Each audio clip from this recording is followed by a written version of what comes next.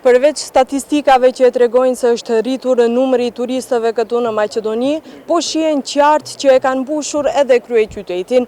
Ti pyesim dhe ti shohim se pse kanë zgjedhur të vinë pikërisht këtu në Shkup. It was by accident because I came to Albania. It's the second time in Albania, and then I decided to come to here. It's a lovely place, but the transportation is bad. Buses are not comfortable and it's a long way. But I hope maybe we'll have from Israel also direct flight to here, and then I will come again many times. We were in Albania for 3 nights before we came here. I heard about Skopje. Skopje is my 106 countries that I have visited.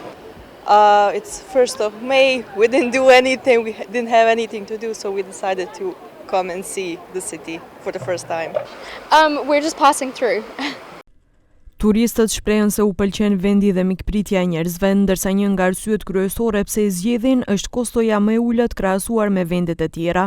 Në Shkup ata preferojnë të shëtisin dhe të vizitojnë kanionin e Matkës.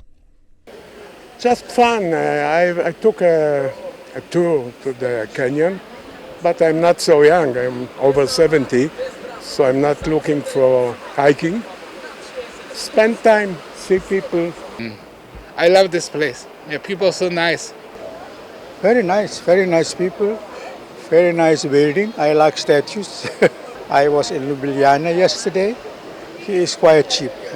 We just arrived, so for now it's very, very nice.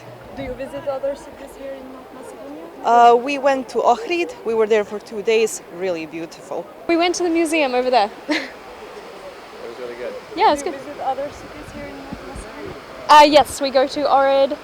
Sipas entit shtetëror të statistikave, në periudhën janar-shkurt të 2026, krahasuar me të njëjtën periudhë të vitit të kaluar, numri i përgjithshëm i turistëve u rrit me 6.0%, numri i turistëve vendas u rrit me 5.1% dhe turistët e huaj u rritën me 6.5%. Vendet nga të cilat erdhën më shumë turistë huaj në shkurt të 2026 janë 5.011 nga Turqia, 3.523 nga Greqia, të pasuara Serbia dhe Gjermania.